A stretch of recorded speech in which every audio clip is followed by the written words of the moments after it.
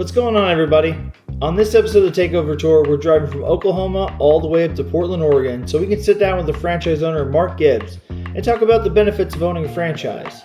We're going to do compliance checks on his trucks. We're going to do a booth at the Portland Rose Festival. On top of that, Kendra and Mark are going to sit down with Lindsay Quinn of the Oregon Dog Rescue and talk about all the major things they're doing in the Portland area. Also, if you think I'm not going to play a prank on Edwin during this trip, you're wrong. Watch, this is going to be a good one.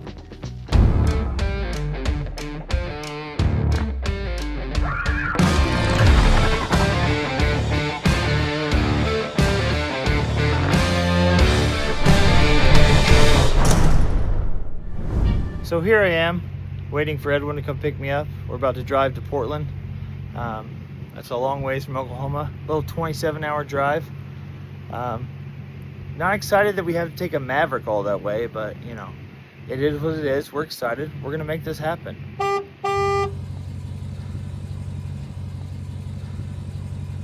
We did it. Tails, the Maverick. Heads, the T-Rex. All right, cool. Ready? All right. And it's got to hit in this table, in this area. All right. We ready? We ready? Oh, yeah, I'm nervous. This is for Edwin. All right, let's see. Oh, it's the heads! I didn't flip it good enough. We're doing best out of 3. Hold on, no, we're gonna do best out of 3. No, Jeremy. That means what? No, I meant to say that we were doing best out of 3. I'm a man of my word. I said it. That was Awesome. Heads is the T-Rex. Awesome. I got the T-Rex Jones.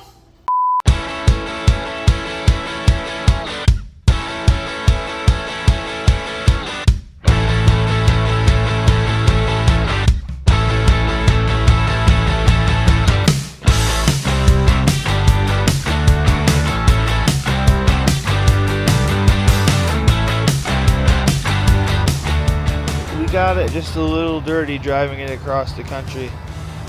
I promise, EJ, we're gonna clean it up when we're done. Can you guys believe this crap? He's playing with that thing. Watch. I'm practicing.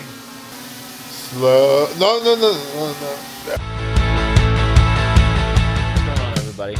So Edwin's upstairs in the shower, and he thinks that I'm downstairs eating breakfast. But really what I'm doing is I'm moving the TRX to the opposite side of the hotel. We arrived really late last night, so I'm going to make him think he parked somewhere he shouldn't have and it got towed. Let's see if he kills me or not.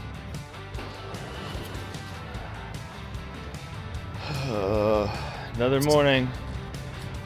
Another 10-hour, 12-hour drive. Edwin, how you feeling this morning? Not good. A little tired.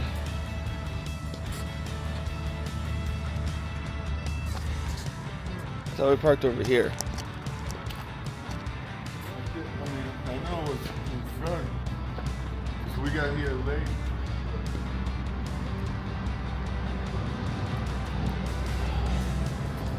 What the hell? Did you park in a handicap spot, Edwin? No, I don't think so. What happened? I moved it to the other side. You dumbass. Too early for that shit.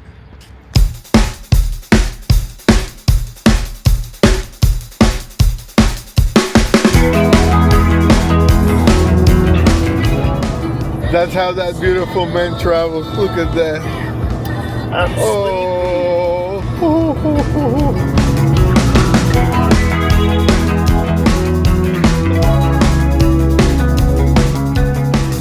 It's finally time. After all that driving, all those hotel rooms, having to deal with that for over 2,000 miles, it is time for the Portland Rose Festival.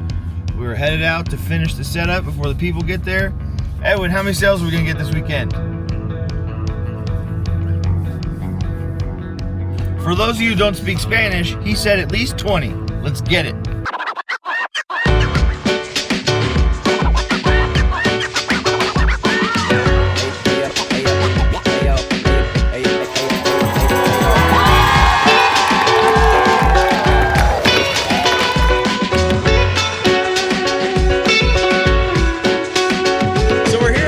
Festival with our franchise owner, Mark. Mark, how's it going? It is going well. So for the people at home that don't know, can you tell us what the Rose Festival is? So the Rose Festival is celebrating Portland, the city of roses. We grow a lot of roses here, and every year about this time they bloom. And so we bring a whole community festival together to celebrate the roses that are growing in Portland. That's kind of awesome. So why did you pick the Rose Festival as somewhere to have a booth at? So this is like the quintessential Portland. Everybody all around Portland, outlying communities celebrate here, and everybody comes into the city and celebrates the roses. Awesome. So what do you expect to get out of having a booth at an event like this?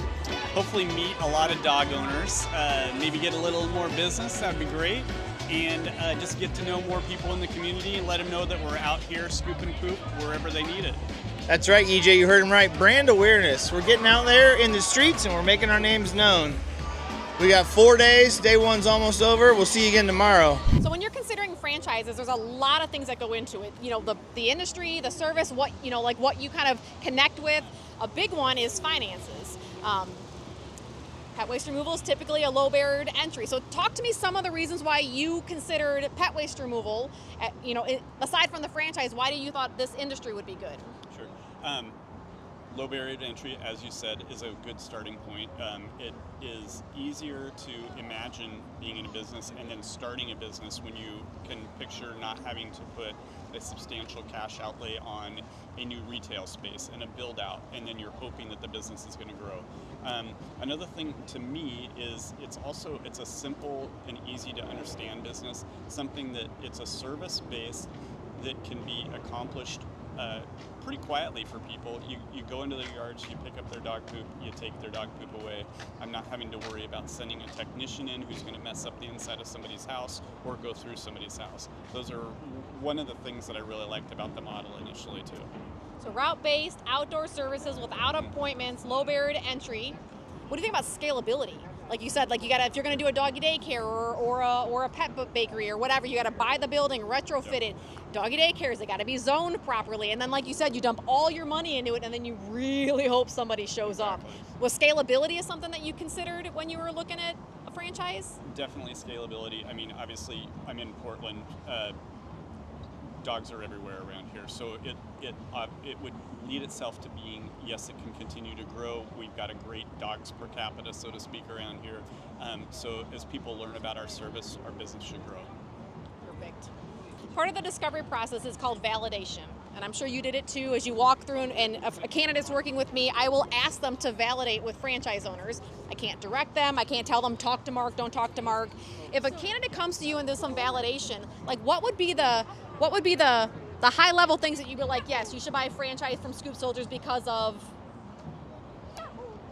Low barriers to entry, open markets, knowing what the things are that the competing franchises ask for. I mean, understanding what your options are between franchises. I think when you compare them side by side, you're going to see that there's an advantage with Scoop Soldiers. Yeah, I would agree.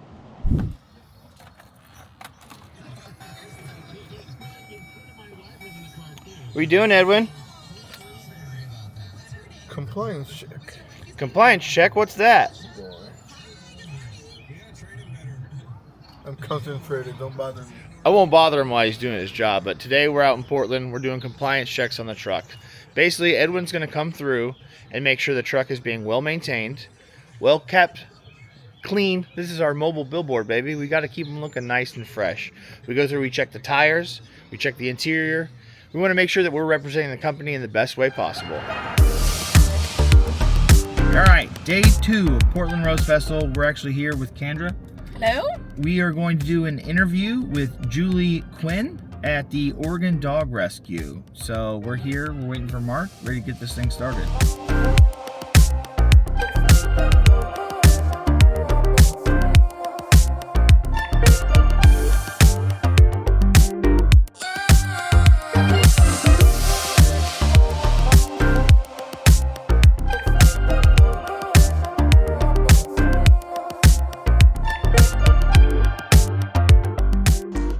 Kendra with Scoop Soldiers. I'm the Director of Business Development, and we are here today with Lindsay and Mark. Mark's our franchise owner here in the Portland market, and you know me, I can't not help but find dogs. And so I wanted to swing by, and I hear great things about this rescue, and I wanted to learn more about them, so I'll stop talking and let Lindsay and Mark talk a little bit more about the rescue and how Scoop Soldiers integrates with them and helps support their efforts. Oregon Dog Rescue, we recently relocated to Portland about a year ago to have a larger facility to accommodate more dogs like Demi. Demi's an awesome 7-month-old mixed puppy who's just enthusiastic and loves everyone she meets, as you can see. Hi. Do you have anything that you want to say? What would you like to add? But Demi traveled to us all of the way from Texas on a transport. We have a program called Seat on the Bus where people can donate and sponsor a seat for a dog like Demi to get out of an at-risk shelter and come to Oregon Dog Rescue to find her forever home. So Mark, tell us a little bit about how your Scoop Soldiers location not only works with this group, but other groups that are in the area. Like, what do you guys do? What do your employees do? How do you help get these cute little fur babies a new home? So we are servicing their pet waste dumpsters every week. Every day actually. People are walking dogs here, so we are trying to pick up that extra pet waste that comes back with those dog walkers to help take care of these beautiful dogs. We are also trying to get the word out among our pet owners in our current client group that there are great places to find beautiful dogs like here at We're Doing That Rescue.